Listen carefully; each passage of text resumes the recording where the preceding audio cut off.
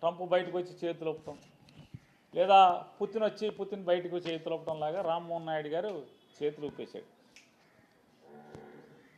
సరే, మంత్రిగా ఉన్నాడు, ఆ ప్రాంతానికి దగ్గరలో పార్లమెంట్ సభ్యుడిగా ఉన్నాడు, సరే చేతులు ఊపాడు, ఏదో ఊపాడు, ఆ శాఖ మంత్రిగా ఉన్నాడు కాబట్టి తప్పేం లేదు. దాని గురించి అభ్యంతరాలు కూడా లేవు పేరు నానికి కానీ వైఎస్ఆర్ కాంగ్రెస్ పార్టీకి కానీ. అవసరమైతే ఆనందపడతాం, అరే మన ఎంపీ మన రాష్ట్రానికి సంబంధించిన ఎంపీ ట్రంప్ లెవెల్లో పుతిన్ లెవెల్లో విమానంలో దిగాడు అని చెప్పని ఆనందపడేవాళ్ళమే తప్పితే ఎవరు ఈర్ష్యపడేవాళ్ళం ఎవరూ లేవు. కాకపోతే ఆయన దిగి కింద ప్రెస్ మీట్ పెట్టాడు. ఆ ప్రెస్ మీట్లో ఆయన మాట్లాడినటువంటి మాటల మీదే అభ్యంతరకరం. ఇక్కడ ఎందుకు అభ్యంతరకరం అంటే, ఆయన నారా చంద్రబాబు నాయుడు గారు కలిసి అది నిర్మించేశారంట, ఈయన విమానం వేసుకొచ్చి దిగేశాడంట, హైదరాబాద్లో కూడా చంద్రబాబు కట్టేశాడంట, భోగాపురం కూడా చంద్రబాబు ఈయన కలిసి కట్టేశాడంట. ఇది తప్పు కదా అంటున్నాను. చిన్న వయసులో అదృష్టవశాత్తు మంత్రి అయ్యావు, నీ అమోఘమైనటువంటి తెలివితేటలతో, అపారమైనటువంటి మేధస్సుతో, నీ సమర్థతో భారతదేశం మొత్తాన్ని కూడా అల్లకల్లోలం చేసి ప్రపంచం ముందు సిగ్గుపడేలాగా చేశావనేది ప్రపంచం ఎప్పటికీ మర్చిపోదు. ఇండిగో వ్యవహారంలో భారతదేశం మొత్తం సిగ్గుతో తలంచుకునేటువంటి పరిస్థితిలో మీరు అత్యంత సమర్థనీయవంతంగా మీ శాఖను నిర్వర్తించారు కాబట్టి మీ గురించి అందరం భారతీయులందరం కూడా గర్వపడుతుంటాం. ఇంత గొప్పడు మనకి ఎక్కడ దొరుకుతాడు? దేశం తలకాయ ఉంచుకునేలాగా ఇంత అద్భుతంగా ఎవడు చేయగలడో భారతదేశం మొత్తాన్ని, ఇన్ని 150 కోట్ల మంది జనాన్ని ప్రపంచం ముందు తలకాయ ఉంచుకునేటువంటి అద్భుతమైనటువంటి విషయాన్ని ఎవడి వల్ల సాధించేది, ఎవడి వల్ల అవుద్దని చెప్పనేది అందరం కూడా గుర్తుంచుకుంటాం. ఇవాళ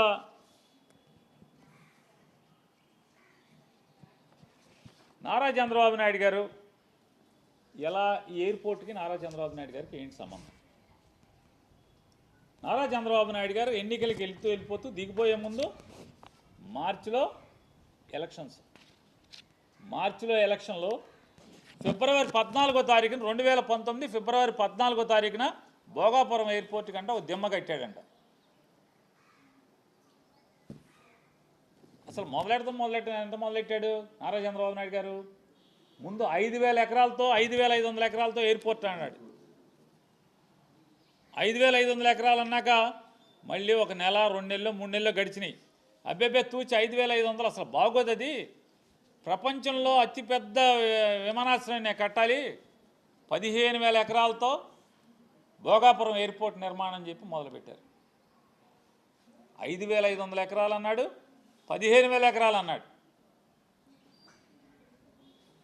ఒక్క ఎకరా కూడా ల్యాండ్ పూలింగ్ అవ్వకుండా, ల్యాండ్ సెటిల్మెంట్ అవ్వకుండా, భూసేకరణ అవ్వకుండా, భూమి చేతికి రాకుండా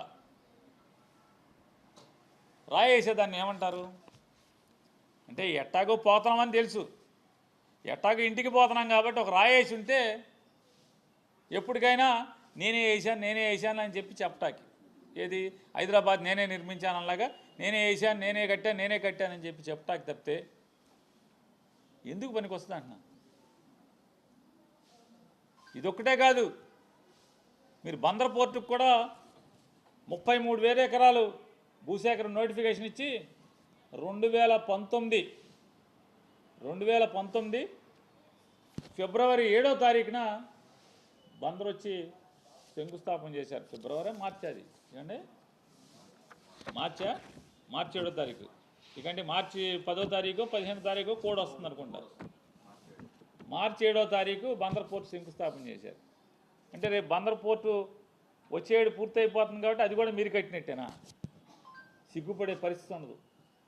ఓర్వకల్లో ఒక ఐరన్ ఓర్ ఫ్యాక్టరీ కూడా శంకుస్థాపన చేశారు ఇట్లాగే ఎలక్షన్ల ముందు.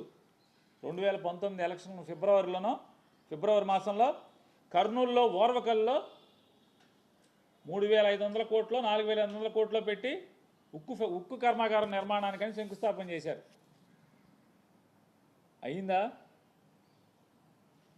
భోగాపురం ఎయిర్పోర్టు జగన్మోహన్ రెడ్డి గారు రాకపోతే ఇవాళకి ఏమన్నా మొదలయ్యేదని అడుగుతున్నాను. 2000 జగన్మోహన్ రెడ్డి గారు 2019లో వచ్చిన తర్వాత ఈ తప్పుడు ఆలోచనలన్నీ కూడా చాప చుట్టి దూరంగా ఒక్క తన్నుదని 2,200 ఎకరాలు చాలు ఎయిర్పోర్ట్ నిర్మాణానికి, 5,500 అక్కర్లా 15,000 అక్కర్లా అని చెప్పి ప్రజల్ని ఒప్పించి 2,200 ఎకరాలు భూసేకరణ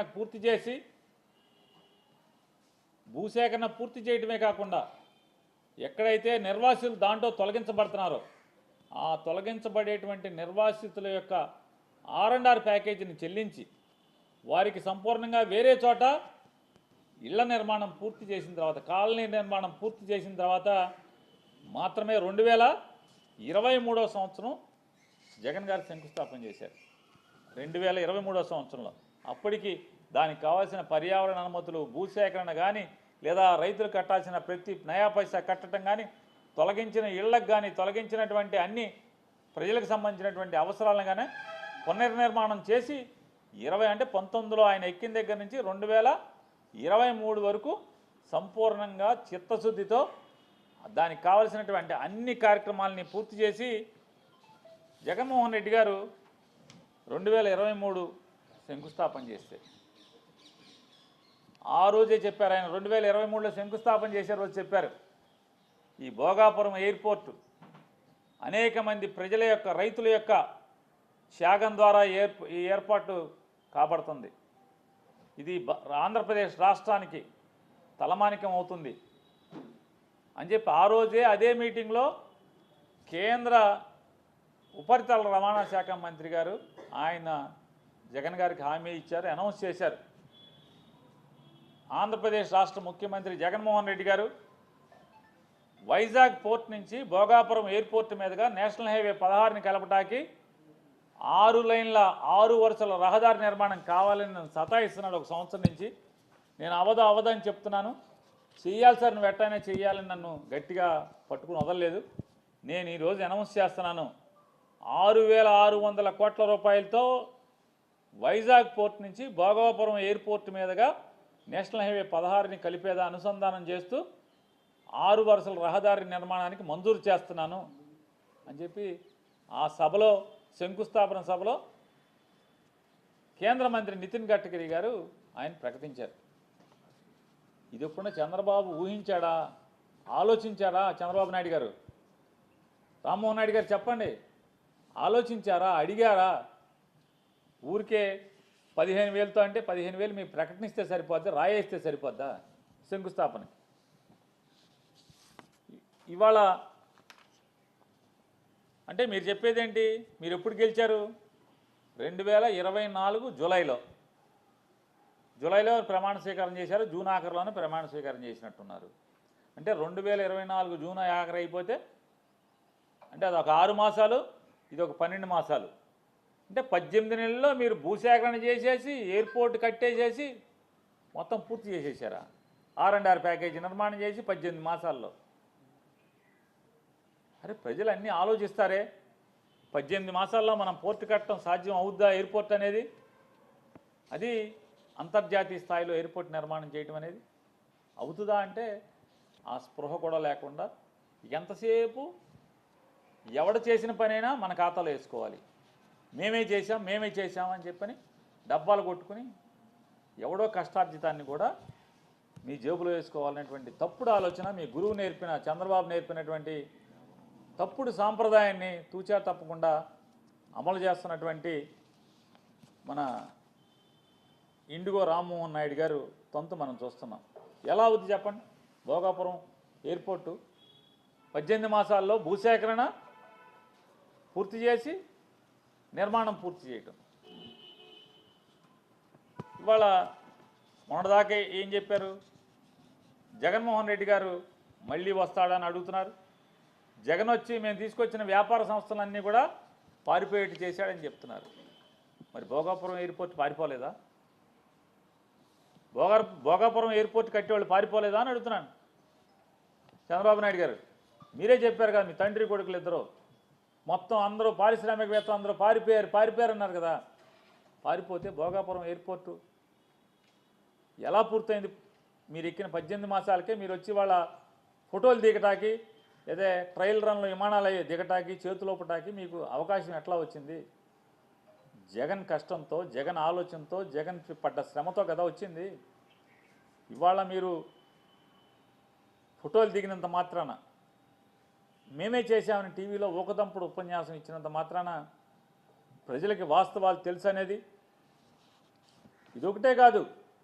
ఆ రోజు ఏం చెప్పారు? మీరు ఎక్కిన కొన్నాళ్ళు 1 సంవత్సరం పాటు జగన్ వస్తాడని మమ్మల్ని అడుగుతున్నారు. ఏ దేశం వెళ్ళినా, ఈ ప్రపంచంలో ఎక్కడికి వెళ్ళినా జగన్ మళ్ళీ గెలుస్తాడా అని అడుగుతున్నారు అన్నారు. సంవత్సరం పూర్తి చేస్తున్న సందర్భంగా ఏం మాట్లాడారు? జగన్ అనే ఒక భూతాన్ని మేము పాతేశామని చెప్పి మాట్లాడారు నారా చంద్రబాబు నాయుడు గారు. మీరు సంవత్సర పరిపాలన పూర్తి చేసుకున్న సందర్భంగా జగన్మోహన్ రెడ్డి అనే భూతాన్ని మేము పాతేశాం, అందుకనే పారిశ్రామికవేత్తలు పరిగెత్తుకొస్తున్నారు. వైజాగ్లో మాకు 20 లక్షలు పెట్టుబడులు పెడతాం, కోట్లు పెట్టుబడి పెడతామని చెప్పని పరిగెత్తుకొచ్చారు. మేము జగన్ నామరూపాలు లేకుండా చేసాం. ఇక జగన్ మళ్ళీ ఎప్పటికీ భూమి ఉన్నంత వరకు జగన్ మళ్ళీ గెలవడం చెప్పని సొరకాయ కోతలు కోశారు కదా. మరి ఏమైంది? మెడికల్ కాలేజీలో టెండర్లు ఎందుకు రావట్లేదు? మీరు పిలిస్తే మెడికల్ కాలేజీ టెండర్లు ఎందుకు రావట్లేదు? మీ వాళ్ళేమో జగన్ భయపెట్టాడని రావట్లేదు, జగన్ రౌడీజం అని మీరే చెప్తారు. చంద్రబాబు నాయుడు గారు జగన్ రౌడీజం చేస్తున్నాడు, బెదిరిస్తున్నాడు అని చెప్తారు. ఓ పక్కేమో జగన్నేమో భూస్థాపితం చేశామని చెప్పి మీరు 6 నెలలు గడవలేదు కదా. మరి భూస్థాపితమైన మనిషి మళ్ళీ లేచాడా? ఒకటి చెప్తాడు, జగన్ అనే భూతాన్ని సీసాలో పెట్టేసేసి లోపల పాతేసామన్నారు. అంటే జగన్ని పాతేయటం మీ వల్ల కాదు, మీరు 10 జన్మలు ఎత్తినా అవలేరనేది ప్రజలకు అర్థం కావట్లేదు అనుకుంటున్నారా? జనం గుండెల్లో ఉన్నటువంటి జగన్, జనబలం ఉన్నటువంటి జగన్, ప్రతి సామాన్యుడి ఇంట్లో ఫోటో రూపంలో ఉన్నటువంటి జగన్, ఎవరు మీలాంటి వాళ్ళు ఎంతమంది తలకిందులు తపస్సు చేసినా ఏమీ చేయలేరనేది మీకు అర్థం కావట్లేదా అని అడుగుతున్నాను. మీరు ఎన్ని సొరకాయ కోతలు కోసినా జగన్ని మీరు ఏమీ చేయలేరు. 2029వ సంవత్సరంలో జగన్మోహన్ రెడ్డి గారు ఈ రాష్ట్రానికి ముఖ్యమంత్రిగా రావటం ప్రజలు తమవాడిగా, తమ ఇంట్లో మనిషిగా మళ్ళీ గెలిపించుకోవటం ఖాయం. మీరు ఎన్ని విష ప్రచారాలు చేసి ఒకసారి మీరు లాభపడ్డారు, గెలుపొందారు. ఇక మీ ఆటలు సాగవని ప్రజలు ఇప్పటికే చెప్తున్నారు. ఇవాళ మెడికల్ కాలేజీల గురించి మాట్లాడుకున్నాం. ఆంధ్రప్రదేశ్ రాష్ట్రంలో ఎన్నికల ముందు వీళ్ళు ఏం చెప్పారు? తండ్రి కొడుకులు ఇద్దరు, నారా చంద్రబాబు నాయుడు గారు, లోకేష్ నాయుడు గారు, నాకు రోగం వస్తే పరిగెత్తు నిమ్స్కి వెళ్ళేవాడిని, నిమ్స్ హాస్పిటల్కి వెళ్ళి చూపించుకునేవాడిని అని చెప్పాడు. వైద్యం అనేది ప్రభుత్వ ఆసుపత్రుల్లో ఉచితంగా ఉంటేనే అద్భుతమైంది. మేము రాగానే గవర్నమెంట్ హాస్పిటల్ అన్నీ కూడా అద్భుతంగా చేస్తాం. జగన్మోహన్ రెడ్డి గారు ఏదో కొన్ని సీట్లు 30 సీట్లు 40 సీట్లు 12 లక్షలకు కొంత 20 లక్షలకు కొంత కొన్ని సీట్లు పెట్టాడు. కాలేజీలు నడవాలని చెప్పని, కాలేజీలు ఎవరి దగ్గర చేయి చాపకుండా, ఎవరి మీద ఆధారపడకుండా, కాలేజీ కుంటుపడకుండా మెడికల్ కాలేజీ నడవాలని చెప్పని, అసలు అది కూడా లేకుండా మొత్తం 150 సీట్లు మేము ఉచితంగా 15,000 రూపాయల ఫీజుకి మేము చేసేస్తాం, జీవో ఇస్తామని చెప్పిన వీళ్ళు ఇవాళ 10 మెడికల్ కాలేజీలని, అంటే 17 మెడికల్ కాలేజీలు మొత్తం ముందు 10 అమ్మటం, తర్వాత మరొక 7 అమ్మటకానికి పెట్టినటువంటి పరిస్థితులు చూస్తే, ముందేం చెప్పారు? ఓ అద్భుతం ఇచ్చేస్తున్నాం మేము, అద్భుతమైన ఇది అది అన్నారు. ముందు హాస్పిటల్ ఊసేత్తల, హాస్పిటల్ కూడా ఇస్తున్నామని చెప్పారు. ముందు 33 అన్నారు, ఇప్పుడు 66 అంటున్నారు. కానీ ప్రైవేట్లోనే అద్భుతంగా ఉంటుంది వైద్యం అని చెప్తున్నారు. గవర్నమెంట్లో వైద్యం బాగోదు అంటున్నారు. గవర్నమెంట్లో వైద్యం బాగోనప్పుడు మీరెందుకు ముఖ్యమంత్రిగా అని అడుగుతున్నాను. మీరెందుకు ముఖ్యమంత్రిగా ఉండాలి అని చెప్తున్నాను. అంటే మీ ఏలుబడిలో ఒక ప్రభుత్వ ఆసుపత్రిలో వైద్యం బాగోదు, ప్రైవేట్లో అయితేనే బాగుంటుందని చెప్పని, మీ నాయకత్వం అసమర్థత నాయకత్వం అని చెప్పని మీరు చెప్పుకున్నప్పుడు, ఇంకా మీరు ఆ కుర్చీలో కూర్చుంటాకి మీకు అర్హత ఎక్కడుంది చంద్రబాబు నాయుడు గారు అని అడుగుతున్నాను. ఇవాళ మెడికల్ కాలేజీలకి వచ్చే ముందు ఏం చెప్పారు? జగన్ని పాతేసాం, పాతాళంలో పాతేసాం, గొయ్యి తీసి గోతులో పాతి పెట్టామన్నారు. మీ కర్మకు ఇప్పుడు మెడికల్ కాలేజీ వచ్చింది, వెంటనే ప్రైవేటీకరణ. మేబీ మెడికల్ కాలేజీ అమ్మకానికి టెండర్లు పిలిస్తే ఒక్క టెండర్ రాలా. ఎందుకు రాలా? మరి జగన్ని పాతేసామన్నారు కదా. జగన్ పాతేసామంటే ఇప్పుడు ఎందుకు రావట్లేదు మెడికల్ కాలేజీలకి? మీరు చెప్పినటువంటి సొల్లు మాటలు. మీరు ఎలక్షన్లకు వెళ్ళినా ఏం చెప్పారు? కరెంటు ఛార్జీలు పెరగనివ్వను, కరెంటు ఛార్జీలు మీరు వాడుకున్న కరెంటుకే కాకుండా మీకు అదనంగా మీకు డబ్బులు వచ్చేట్టు చేస్తాను, మీ ఇంటికి కరెంటు అమ్మచ్చు, ప్రతి ఇంటోడు అమ్మచ్చు ఇంటి కరెంట్ అని చెప్పారు. మీకు డబ్బులు వచ్చేట్టు చేస్తున్నారు. ఇవాళ యూనిట్ ఎంతకి? 9 రూపాయలకే 10 రూపాయలకి అమ్ముతున్నారు యూనిట్. మీరు రాష్ట్ర ప్రజలకి గుదిబండ అవుతుంది మెడలో. ఇప్పుడు దాకా ఎన్ని వేల కోట్ల రూపాయలు ప్రజల మీద భారం వేశారు. అలాగే మీటర్లు బద్దలు కొట్టమన్నారు మీ అబ్బాయి. మీరు అయ్యే మీటర్లు మీరు ఇవాళ జనాలకి బిగిస్తున్నారు, కరెంటు మీటర్లని. ఏమన్నారు మరి? ఆ రోజు ఏమన్నారు, ఇవాళ ఏమన్నారు? ఓట్లు ఎంచుకునేప్పుడు ఏమన్నారు? పవన్ కళ్యాణ్ గారు మీరు ముగ్గురు కలిసి వాలంటీర్లకి 10,000 రూపాయలు ఇస్తాం మమ్మల్ని నమ్మండి అన్నారు. ఆ వాలంటీర్లే లేకుండా పోయారు ఇవాళ. అంటే మీ మాటలు, మీ వాగ్దానాలు ఎంత అరచేతిలో వైకుంఠంలాగా ఉంటాయో. ఇవాళ టెండర్లో, మెడికల్ కాలేజీ టెండర్లో జగన్మోహన్ రెడ్డి గారు చెప్పాడు, ఈ పాపంలో, ఈ దోపిడీలో ఎవడికైతే పాలు పంచుకుంటారో చంద్రబాబు నాయుడుతో పాటు ఖచ్చితంగా చట్టం మేరకు విచారణ చేయించి అందరినీ కూడా, దోషులందరినీ లోపల ఇస్తా అని చెప్పారు. అక్కడికి టెండర్లు వేసిన వాళ్ళు కూడా అని చెప్పారు. ఒక్కరు టెండర్లు వేయలేదు. దాంట్లో భూమి ఎకరానికి రూపాయి, 60-70 ఎకరాలని ఎకరానికి రూపాయలు ఇసుకిస్తా అన్నాడు. హాస్పిటల్ ఫ్రీగా ఇచ్చేస్తా అన్నాడు. గవర్నమెంట్ హాస్పిటల్ని 350 నుంచి 500 పడకల ఆసుపత్రిని హాస్పిటల్ ఫ్రీగా ఇచ్చేస్తా అన్నాడు. దాంట్లో అనేక పరికరాలు ఉన్నాయి, అవన్నీ మీకే ఇచ్చేస్తా అన్నాడు. 2 ఏళ్ల పాటు దాంట్లో పనిచేసేటువంటి డాక్టర్లు కానీ, దాంట్లో పనిచేసే ఉద్యోగస్తులందరికీ ప్రభుత్వం నుంచి జీతాలు భరిస్తూ ఉన్నాడు.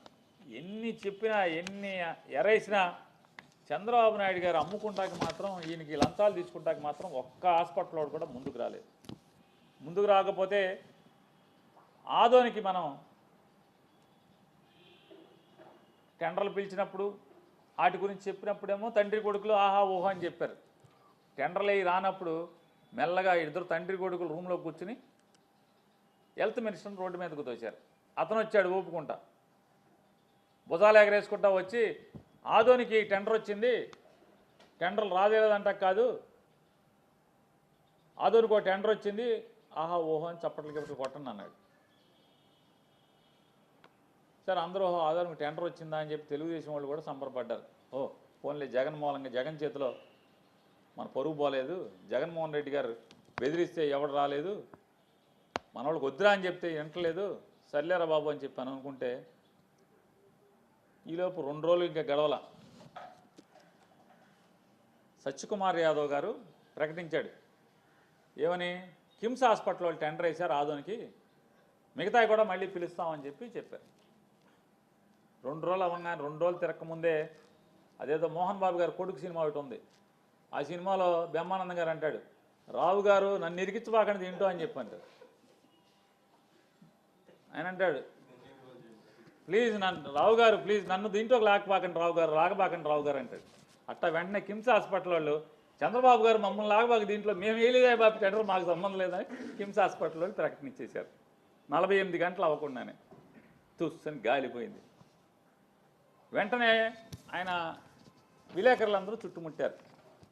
చుట్టుముట్టి, ఏమయ్యా సత్యకుమార్ గారు, ఇదే నువ్వు ఏదో పెద్ద ఈరుడు సూర్యుడు, నువ్వు ఢిల్లీ మనిషి, ఢిల్లీ బాబాయ్ అనుకున్నావు, మోడీ ఒక జేబులో, అమిత్ షా ఒక జేబులో ఉన్నాడు అనుకున్నావు, నువ్వు వస్తే నువ్వేంటా, నువ్వు కిమ్స్ అన్నావు, కిమ్స్ నాకు సంబంధం లేదని ప్రకటించా అంటే, అట్లా చెప్పాడా కిమ్స్ నాకు సంబంధం లేదని? అట్ట కాదులే, అయితే ఏంటది ఆయన పేరు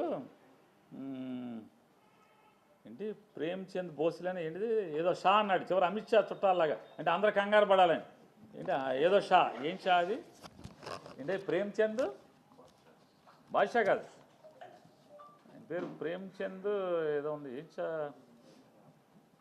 డాక్టర్ ప్రేమ్చంద్ షానా ఏదో ప్రేమ్చంద్ షా ఏదో చివరి షా, అమిత్ షా గారు చుట్టాలాగే షా అన్నాడు. వీళ్ళు మామూలుగా ఈ విలేకరులు కూడా మామూలు వాళ్ళు కాదు కదా, తుంటర్లు కదా. సార్ అదేంటి సంస్థ కదా రావాల్సింది, మీరు వ్యక్తి పేరు చెబుతున్నారు ఏంటి అని అడిగాడు. కిమ్స్ అన్నారు కదా, ఈ షా ఎవడో అని అడిగారు. ఏమయ్యా షా అంటే కిమ్స్ హాస్పిటల్లో పనిచేసే డాక్టర్ అయ్యా, ప్రేమ్చంద్ షా అని ఉన్నాడు, కార్డియాలజిస్ట్, అతను గుండె సంబంధించిన డాక్టరు, అతను కిమ్స్ డాక్టరు ప్రేమ్చంద్ షా. సార్ అతను సంస్థ కాదు కదా, మరి డబ్బులు ఎట్టా అంటే అతనికి నెట్వర్క్ ఉంది, ఓ పదం అదే, అతను బాగా నెట్వర్క్ ఉంది అతనికి, అతను అద్భుతం, అతను ఎరగొట్టేస్తాడు, కిమ్స్లో అసోసియేటెడ్ విత్ కిమ్స్ అని చెప్పి అన్నాడు. ఢిల్లీకి వెళ్ళి తిరుగుతాడు కదా, network, he is associated with KIMS, Premchand Shah doctor, ఇవన్నీ చెప్పాడు. అయిపోతే సార్ వాళ్ళేమో బ్రహ్మానందం గారిలాగా బాబు రావు గారు నన్ను లాక్కండి, నన్ను ఇన్వాల్వ్ చేయబాకండి అని చెప్పి వాళ్ళు తప్పుకుంటే, తీరా వచ్చాక అనుమానం వచ్చి కొట్టాం గూగుల్లో, ఈ డాక్టర్ ప్రేమ్చంద్ షా అనేవాడు ఎవడు అని. అసలు కిమ్స్ హాస్పిటల్లో 26 హాస్పిటల్స్ ఉన్నాయంట కిమ్స్కి, భారతదేశం మొత్తం మీద కిమ్స్ హాస్పిటల్కి 26 హాస్పిటల్స్ ఉన్నాయంట. 26 హాస్పిటల్లో ఒక్క ప్రేమ్చంద్ షా అనేవాడు డాక్టర్ లేడు. జోకా సీరియసే, 26 హాస్పిటల్లో ఒక్క ప్రేమ్చంద్ షా డాక్టర్ అనేవాడు లేడు. అమ్మని ఇదేంట్రా, డాక్టర్ ప్రేమ్చంద్ షా అనేవాడు అసలు కిమ్స్లో లేడా? ఇదేంటి కిమ్స్ డాక్టరు, గుండె డాక్టరు, నెట్వర్క్ ఉంది, హీజ్ అసోసియేటెడ్ విత్ కిమ్స్ అన్నాడు, కిమ్స్లో పని చేయట్లేదని చెప్పని, సరే మేము బందర్లో ఒక 4గురిని కలిసి ఛార్జీలు ఇచ్చి మొత్తం అన్ని హాస్పిటల్కి పంపించాం. మా వాళ్ళని వెళ్ళారు, బాబు కనుక్కురండి ఒకసారి అసలు ఏ హాస్పిటల్ ఈ ప్రేమ్చంద్ షా అనేవాడు ఏ కిమ్స్లో ఏం చేస్తున్నాడని చెప్పని. ఎన్ని చోట్ల 26 సెంటర్లో వెళ్ళి ఎన్ని చోట్లకి వెళ్ళినా కూడా డాక్టర్లో ప్రేమ్చంద్ షా లేడండి. గుండె డాక్టర్ అసలే లేడు, అసలు డాక్టర్ లేడు, మత్తు డాక్టర్ కూడా లేడు, రక్త పరీక్షలు చేసే డాక్టర్ కూడా ప్రేమ్చంద్ షా అనేవాడు లేడు. ఏమండి పోనీ మీ గుమ్మస్తాలు ఎవరన్నా ఉన్నారండి? అసలు గుమ్మస్తా అనేవాడు ఎవడు ప్రేమ్చంద్ షా లేడు. ఏమండి పోనీ కాంపౌండర్ ఎవడన్నా ఉన్నాడండి? మేల్ నర్సులు ఎవడన్నా ఉన్నాడండి? అసలు మేల్ నర్సు కాదు, అసలు ఎవడూ లేడయ్యా. ఎవడన్నా ఇంకెవడన్నా ఉన్నాడండి అంటే పోనీ ఏమన్నా అటెండర్లు కానీ, అటెండర్లో కూడా ఎవడో లేడయ్యా. పోనీ ఏమన్నా టాయిలెట్లకు అడిగేవాడు ఎవడన్నా అంటే ఎవడో ఒకడు ఉన్నాడండి ప్రేమ్చంద్ అని, షా లేదు అతనికి చివర అన్నారు.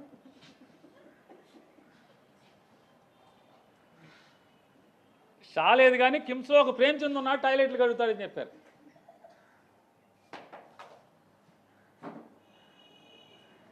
మొన్న కేసీఆర్ అంటేనేమో ఆంధ్రజ్యోతి రాధాకృష్ణ గారు ఓ పిసుకున్నాడు, ఓ ఇట్లా రబ్బర్ పసుపు బంతి ఉంటుంది అట్లా పిసుకోవటం అని మామూలుగా ఫిజియోథెరపీలో పిసుకుతారు, అట్లా పిసుకున్నాడు ఆంధ్రజ్యోతి రాధాకృష్ణ గారు. కేసీఆర్ మా బాబు గారిని ఇట్లా అంటాడా ఏమని?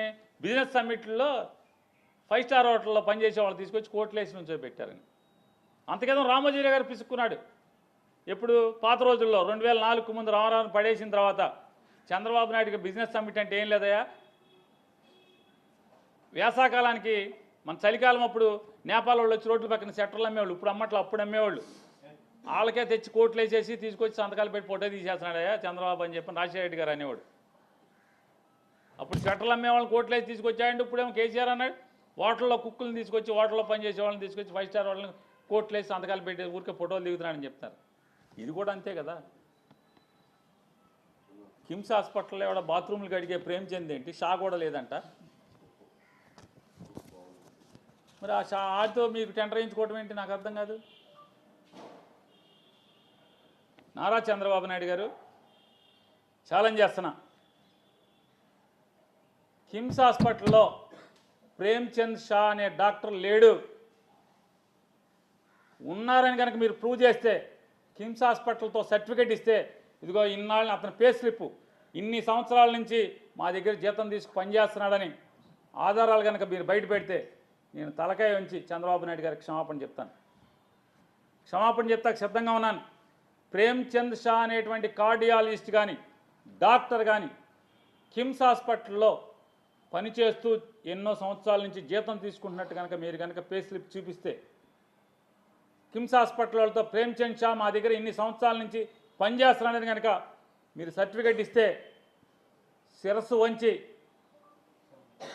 మీకు క్షమాపణ కోరుతాను. నేను తప్పు మాట్లాడాను, తప్పండి. నేను మీకులాగా మీరు జగన్ మీద బురదేసినట్టు, ఆంధ్రజ్యోతి రాధాకృష్ణ గారు బురదేసినట్టు, ఈనాడు రామోజీరావు గారు అబ్బాయి బురదేసినట్టు, చంద్రబాబు నాయుడు గారి కొడుకు నారా లోకేష్ నాయుడు బురదేసినట్టు, అలాగే మీ మిత్రుడు పవన్ కళ్యాణ్ బురదేసినట్టు నేను కూడా వేసానండి. నాది తప్పు, మన్నించండి అని చెప్పి కోరుకుంటాను. నేను ఛాలెంజ్ చేస్తాను, మీరు ఒప్పుకోండి. మీరేం చేస్తారు? ప్రేమ్చంద్ షా అనేవాడు కిమ్స్ హాస్పిటల్లో వైద్యుడు కాదు అని నేను చెప్తున్నాను. వైద్యుడు అని మీరు ఆధారం తీసుకురండి. మీరు తేలేకపోతే ఏం చేస్తారు? ఇవాళ ఏమైంది? ఆనాడు రాజశేఖర రెడ్డి గారు నేపాల్ వాళ్ళు రోడ్ల పక్క స్వెటర్లు అమ్మే వాళ్ళని తీసుకొచ్చి కోర్టులో వేయించి అప్పుడు ఫోటోలు తీసామని రాజశేఖర రెడ్డి గారు చెప్పాడు. కేసీఆర్ గారు ఏమో అంతక్రితం చెప్పాడు, 14-19లో నువ్వు స్టార్ హోటల్లో పనిచేసే కుక్కులను తీసుకొచ్చి కోర్టులు వేసి ఫోటోలు దిగామని చెప్పానేమో ఆయన చెప్పాడు. మరి ఇవాళ కిమ్స్ హాస్పిటల్లో దొడ్లు గడిగే వాళ్ళని తీసుకొచ్చి నువ్వు డాక్టర్ అని చెప్పి చెబుతున్నావని చెప్పి అనేది మరి ఏమనాలి? అంటే అలవాటైన వ్యవహారమా? ఎవరిని మోసం చేద్దామని, అంటే ఎవడో ఒక టాయిలెట్లు గడిగే వాడిని అడ్డం పెట్టి హాస్పిటల్ ఇచ్చేద్దాం, దోచేద్దామని చెప్పండి. ఇవాళ ఇంత పాపం అంటే ప్రభుత్వ ఆస్తుల్ని, ప్రజల ఆస్తుల్ని కోట్లాది రూపాయలు విలువ చేసేటువంటి, అంటే 100 కోట్ల విలువ చేసేటువంటి, అంటే ఒక్కొక్క హాస్పిటల్ అన్ని హాస్పిటల్ పూర్తయి నడిస్తే 17 హాస్పిటల్ 1,00,000 కోట్లు విలువ చేస్తుంది.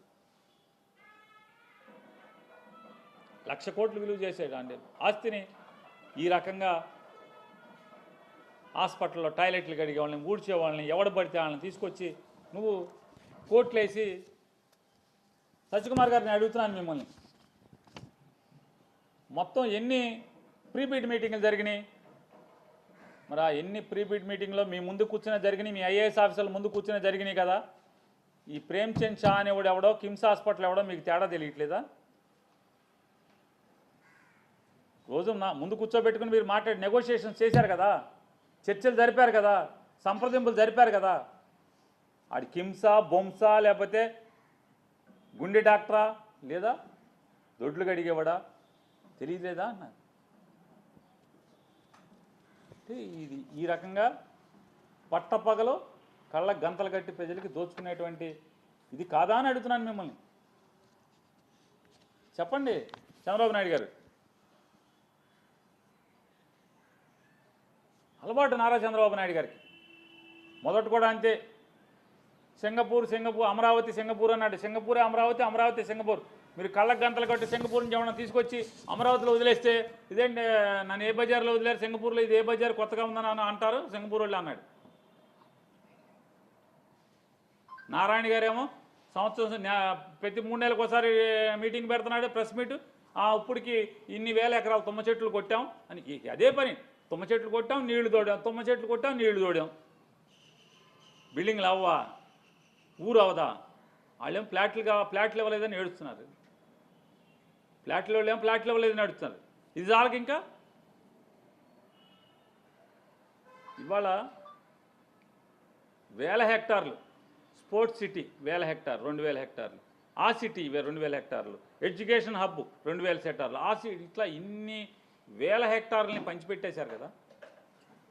ఎవడు ఒక్కడన్నా కట్టాడా అని అడుగుతున్నాను. ఇవాళ మళ్ళీ భూమి లేదు ఎయిర్పోర్ట్కి అంటున్నారు. ఉన్న భూమిలో కట్టచ్చు కదా అని అడుగుతున్నాను. ఆ రోజు సింగపూర్ ఏమయ్యాడు? ఇవాళ సింగపూర్ లేదు. అప్పుడు కూడా సింగపూర్ ప్రభుత్వం మన అమరావతిని కడుతుందని చెప్పి ప్రెస్ మీట్లు పెట్టారు. ఈ మెడికల్ కాలేజీలు తంతులాగానే వైజాగ్లో 20 లక్షల కోట్ల తంతు కూడా ఇదే సింగపూరే కడుతుంది ఇక్కడ అని చెప్పారు సింగపూర్ గవర్నమెంట్. కానీ సింగపూర్ గవర్నమెంట్ మాకేం సంబంధం లేదండి. ఆడు ఈశ్వరుని కన్సార్షియం అన్నాడు. ఈశ్వరుని ఎక్కడ అంటే జైల్లో ఉన్నాడు ఇప్పుడు. ఏంటంటే ఆడు అవినీతి చేసి ఇచ్చాడు, దొంగాడు అని జైల్లో వేశారు సింగపూర్ గవర్నమెంట్. అతను చంద్రబాబు ఫ్రెండ్. ఆ దొంగ కానీ భారతదేశంలో చట్టాలేమో ఇంకేం బెయిల్ ఇచ్చేస్తాయి ఓకే కోర్టులన్నీ అది చేస్తారు ఇంకా బయట రావట్లా. ఇవాళ సింగపూర్ కట్టరా మాకు చంద్రబాబు నాయుడు గారు సింగపూర్ కట్టరా అమరావతిలో సింగపూర్ అయిపోయింది. ఇప్పుడు మళ్ళీ కొత్తగా ఏదో వియత్నామో అదో ఇది ఇంకెల్లా తిరుగుతున్నాడు ప్రస్తుతం.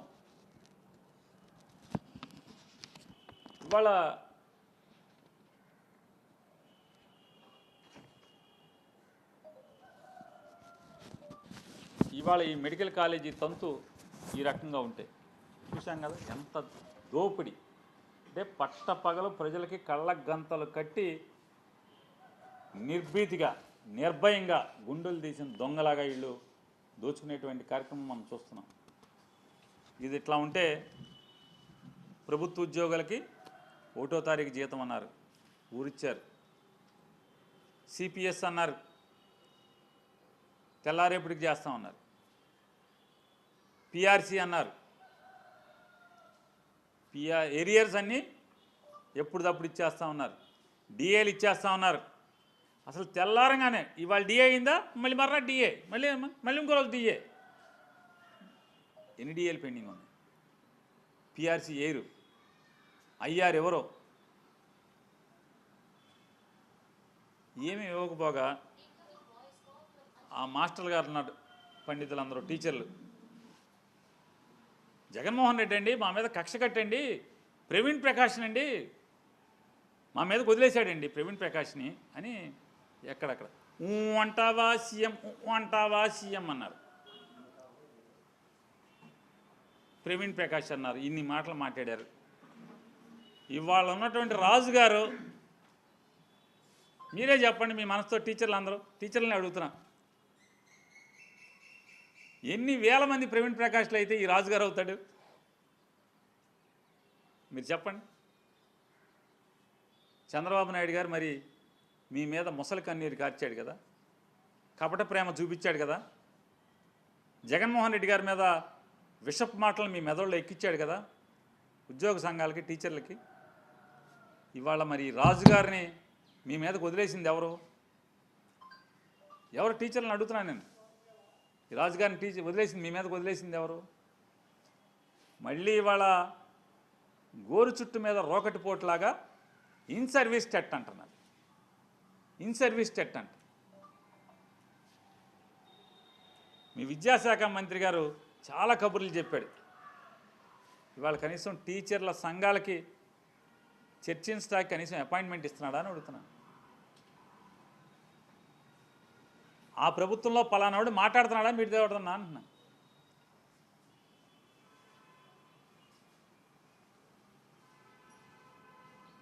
ఒకటో తారీఖు జీతం ఎంతమందికి పడుతుంది? ఎంతమందికి పడుతుందండి 1వ తారీఖు? అడ్డగోలుగా పోలీసు వ్యవస్థని వైఎస్ఆర్ కాంగ్రెస్ పార్టీ మీద వాళ్ళకి ఎదురు చెప్పిన వాళ్ళ మీద వాడుకోవాలి కాబట్టి 1వ తారీఖున పోలీసు వాళ్ళకి మాత్రమే జీతాలు వేస్తున్నారు. 1వ తారీఖున జీతం పోలీసు వాళ్ళకి తప్పితే మిగతా ఎవరికి ఇట్లే అందరికీ వేసుకుంటా 4వ తారీఖు 5వ తారీఖు 10వ తారీఖు 11వ తారీఖు 12వ తారీఖు దాకా జీతాలు వేస్తూనే ఉన్నారు. కొత్తలో గెలిచిన 2 మాసాలు తప్పితే జీతం టంచనగా 1వ తారీఖు మీరు ఎవరికి వేశారు?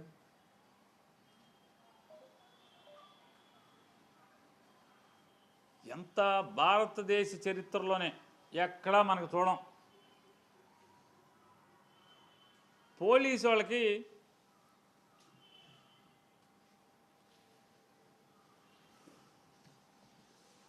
దాని పేరేంటి సరెండర్ లీవ్. పోలీసు వాళ్ళకి సరెండర్ లీవ్. మీరు ఎక్కాక అసలు సరెండర్ లీవ్ ఇచ్చారా?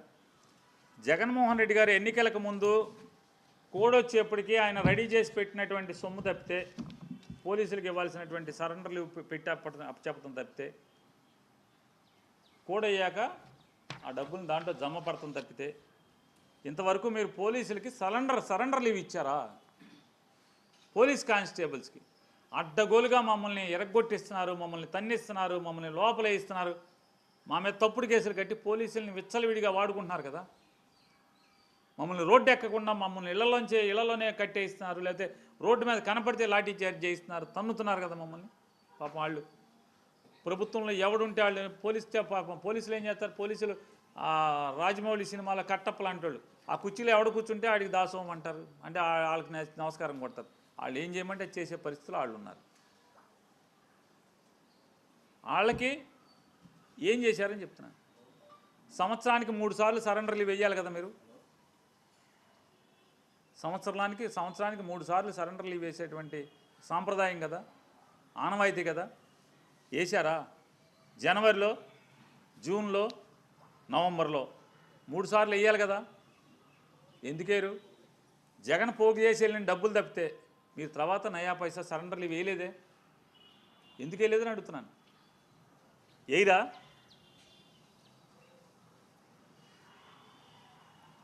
అదొకటే కాకుండా ఇంకో దుర్మార్గం ఏంటంటే ఏంటది,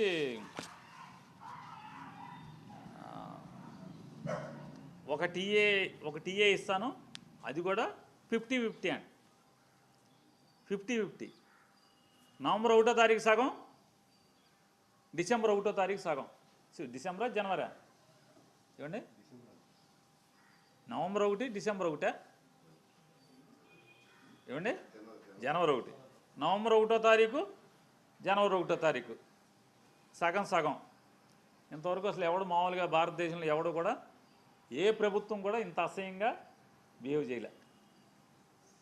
బేరం ఆడి సగం ఇస్తారు. ఆ సగం నవంబర్ 1వ తారీఖు వేసారా? డిసెంబర్ 1వ తారీఖు వేసారా?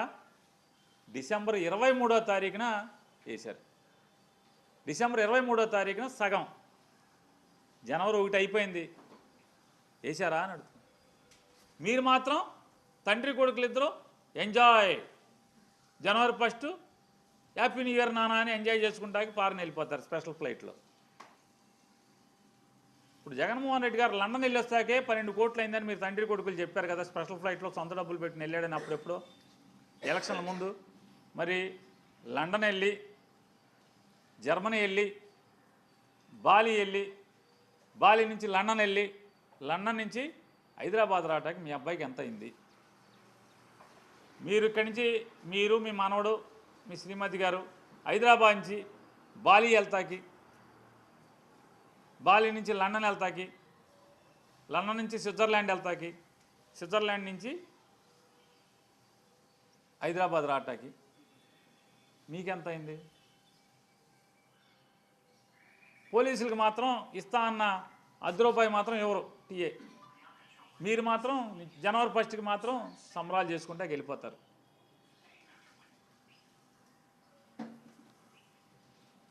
ఇది పద్ధత అని అడుగుతున్నాను. చెప్పండి సార్, పద్ధత ఇది?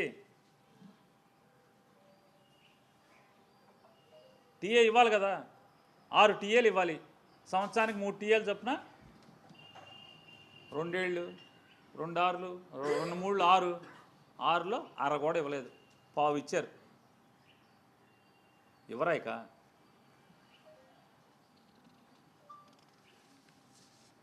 ఇవ్వకపోగా అంటే 3 సరెండర్లు ఇవ్వు సంవత్సరానికి, అది ఇవ్వు, టీఏలు ఇవ్వు. ఇవ్వకపోగా ఇంకోటి కూడా పోలీసులకి మోటార్ సైకిల్ ఉందనుకోండి, మోటార్ సైకిల్ ఉంటే ఒక్కొక్క మోటార్ సైకిల్కి 25 లీటర్ల పెట్రోల్ ఇవ్వాలి. 25 లీటర్లు పెట్రోల్ ఇవ్వాలి. పేరు నానిగాడినో, కొడాల నానినో, వంశీనో, లేకపోతే పిన్నెల రామకృష్ణారెడ్డినో, మన నందిగం సురేష్నో, జోగి రమేష్నో, ఇట్లాంటి వాళ్ళని ఎత్తేయాలంటే బస్సుల్లో పోలీసులు వెళ్ళాలి. జీబుల్లో చాలదు కదా, బస్సుల్లో వెళ్ళాలి. బస్సులో వెళ్ళాలంటే మరి బస్సుకి 140 నుంచి 150 లీటర్లు డీజిల్ కావాలి నెలకి. అది కక్కుర్తిగా వెళ్తే పోలీస్ ఎస్ఐ గారి జీబు, సిఏ గారి జీబు, డిఎస్పీ గారి జీబు, ఎస్పీ గారి జీబు, డిఐజీ గారికి ముందు ఒకటి వెనక ఒకటి, డీజీపీ గారికి ముందు 2 వెనక 2, కమిషనర్ల నగర కమిషనర్లకు ముందు 2 వెనక 2, వీటన్నిటికీ 120 నుంచి 140 లీటర్లు కావాలి. అసలు డీజిల్ ఇచ్చిన పాపాన పోయారా మీరు అడుగుతున్నాను. రాష్ట్ర వ్యాప్తంగా ఉన్నటువంటి పోలీస్ కానిస్టేబుల్ తిరిగేటువంటి మోటార్ సైకిల్కి నెలకి 25 లీటర్ల డీజిల్ డబ్బులు ఇవ్వాలి మీరు. నయా పైసా 25 పైసలు పంపించారా అని అడుగుతున్నాను. రాష్ట్ర వ్యాప్తంగా ఎన్ని మోటార్ సైకిళ్ళు ఉంటాయి? వేల మోటార్ సైకిళ్ళు ఉంటాయి కదా. ఈ బస్సులు అయితే ఏది మమ్మల్ని ఎత్తు లోపలైతే వైసీపీ వాళ్ళని మాట మాటకి ఎత్తి ఎక్కడున్నాడు ఎత్తుకురండి అని చెప్పి గబాలన బస్సులు పంపిస్తాక ఆ బస్సులు పంపటానికి రాష్ట్రంలో ఒక 200-300 బస్సులు ఉంటాయేమో కదా, లేదా 400 బస్సులు 300 బస్సులు ఉంటాయి అనుకో. వాటికి ఆయిల్ కొట్టిస్తున్నారా అని అడుగుతున్నాను. ఎస్ఐల్ని సిఐల్ని మీ ఇష్టారాజ్యంగా వాడుకుంటున్నారు కదా. పవన్ కళ్యాణ్ మర్చిపోయిన వీళ్ళకి చెప్పొద్దాం పోలీసులకి. వెంటనే మళ్ళీ పోలీసు డీజీపీ గారికి వాళ్ళకి కోపం వస్తే దొంగనాయాలని పేరు నాని గారు చూడండి మా గురించే చెప్తున్నాడు. వాళ్ళు రాజకీయ నాయకులు కదా. నారా లోకేష్ నాయుడికేమో 7 జీపులు, పవన్ కళ్యాణ్ గారికి ఏమో 12 జీపులు, చంద్రబాబు నాయుడు గారికి ఏమో 20 జీపులు తిరుగుతున్నాయి కదా. వాటి గురించి చెప్పడా అని అలుగుతాడు మళ్ళీ డీజీపీ గారు. మరి వీటన్నిటికీ ఆయిల్ అంటే మీరెక్కి ఇప్పటికి దాదాపుగా రేపు జూన్ వస్తే అంటే ఒక 5 నెలలు పోతే 2 ఏళ్ళు అవుద్ది. నయా పైసా పోలీసులకి, పోలీస్ కానిస్టేబుల్స్కి, సబ్ ఇన్స్పెక్టర్లకి నయా పైసా డీజిల్ ఖర్చు అవ్వలేదు మీరు. అంటే ఏంటి, ఎక్కడి నుంచి వీళ్ళు అంటే ఏంటి దీని అర్థం? ఏంటి దీని అర్థం? చాలా టీవీల్లో పేపర్లో ఇట్టాకి దరిద్రం మళ్ళీ కోపం వస్తుంది యాజమాన్యాలకి. విలేకరులను పెడతారు, జీతం ఎవరు ఎట్టా బతకాలి అంటే దాని ఇండికేషన్ ఏంటి? మీరు చాకరీ చేయించుకుంటారు, విలేకరులని చాకరీ చేయించుకుంటారు, జీతం ఎవరు ఎట్టా బతకాలి? పిల్లలకి భోజనం ఎట్టా పెట్టాలి? పిల్లలకి ఫీజు ఎట్టా కట్టాలి? స్పృహ ఆలోచన చేయరా? సమాజానికి నీతులు చెప్తారు, పెద్దోడి బొక్కలు ఎత్తుకుతారు. అట్లాగే ఈ ప్రభుత్వం చంద్రబాబు నాయుడు గారు కూడా పోలీసులకు ఏం చెప్తుంది? ఆయిల్ ఎక్కడి నుంచి తేవాలి అంటే జనాన్ని కొట్టుకురమ్మనే మీరు చెప్పేది. 2 సంవత్సరాల నుంచి కానిస్టేబుల్స్కి అయితే జీతంలోంచి వాడాలి, లేదా ఎవరినొకరిని కొట్టుకురావాల్సిందే కదా. అంటే ఏం చెప్తున్నావు నువ్వు ఈ సమాజానికి? అందుకే పోలీస్ వ్యవస్థ దిగజారిపోతుంది. కేంద్ర ప్రభుత్వం చెప్తుంది ఆంధ్రప్రదేశ్ రాష్ట్రంలో పోలీసు వ్యవస్థ కునారిల్లిపోతుంది, గతం ఎంతో మేలు, గతం ఎంతో ఘనం, ఇప్పుడు మొత్తం దాన్ని పాతాళానికి తొక్కేస్తున్నారు వీళ్ళిద్దరు తండ్రి కొడుకులు అని చెప్పని కేంద్ర ప్రభుత్వం చెప్తుంది. ఇంతవరకు వేరే రాష్ట్రంలో ఎక్కడో బీహార్లో, ఉత్తరప్రదేశ్లోనో ఎక్కడో పోలీసులు తిరుగుబాటు వచ్చింది తప్పితే ఇంతవరకు పోలీసులు ఎక్కడా కూడా ఎన్ని బాధలన్నా పడతారు, ఎన్ని కష్టాలన్నా పెడతారు, జీతం ఇచ్చినా ఇవ్వకపోయినా పనిచేస్తారు తప్పితే ఇంతవరకు తిరుగుబాటు రాలా. రాబోయే రోజుల్లో నారా చంద్రబాబు నాయుడు గారు మీరు ఇట్లాగే పోలీస్ కానిస్టేబుల్స్ని, ఎస్ఐల్ని ఏడిపిస్తూ ఉండండి. డీజిల్కి కూడా డబ్బులు ఇవ్వబాకండి. ఏదో రోజు సహాయ నిరాకరణ మేమే తిరుగుబాటు రాకపోతే మాత్రం ఈ ప్రభుత్వం మీద పోలీసులందరూ కలిసి తిరగబడపోతే అప్పుడు అడగండి మీరు. హోంగార్డులు నిజంగా వాళ్ళకి పెన్షన్ ఉండదు, ఏముండదు కదా. హోంగార్డులకు ఏం చెప్పారు మీరు? అరిచేతిలో వైకుంఠం చేయించారు హోంగార్డులకి. మిమ్మల్ని కానిస్టేబుల్ చేసేస్తాం. జగన్మోహన్ రెడ్డి మిమ్మల్ని అట్టాగా ఉంచాడు, ఊరికే జీతమే పెంచాడు మీకు. జగన్మోహన్ రెడ్డి కేవలం జీతం పెంచాడు, మేము నిన్ను కానిస్టేబుల్ చేసేస్తామన్నారు. కానిస్టేబుల్ సంగతి దేవుడు ఎరుగు. జగన్ పెంచిన జీతం మీద ₹1 అయినా పెంచారా మీరు అని అడుగుతున్నాను. అడ్డగోలుగా వాడుకోవడం తప్పితే హోంగార్డులని ఒక నయా పైసా జీతం పెంచారా? వాళ్ళకి సౌకర్యాలైనా పెంచారా? ప్రభుత్వ పథకాలు ఏమైనా వచ్చేట్టు ఏమన్నా మీరు పథకాలు ఇచ్చేది కూడా లేదు కదా. ఫీజు రీంబర్స్మెంట్ లేదు, పోనీ పిల్లల చదువుల కంటే ఏమి ఇచ్చారు హోంగార్డులుగా అని అడుగుతున్నాను. ఇక్కడ చూపించి ఇక్కడ దాకా తీసుకెళ్లారు తప్పితే మీరు హోంగార్డులని చూపించి ఇక్కడ దాకా తీసుకెళ్లారు. ఇంకంతమంది మీరు చేసింది ఏంటి హోంగార్డులకి? ఎన్ని వేల మంది హోంగార్డులు ఉన్నారు? చేయరా హోంగార్డులకి? ఏమి చేస్తా అని చెప్పారుగా, మిమ్మల్ని అందరినీ కానిస్టేబుల్ చేస్తామని చెప్పారుగా, చేయరా? నారా చంద్రబాబు నాయుడు గారి చరిత్రలో ఏది చూసినా అసత్యాలు, మాయమాటలు, మోసాలు, బురిడీలు, ఏ మార్చటాలు ఎవడో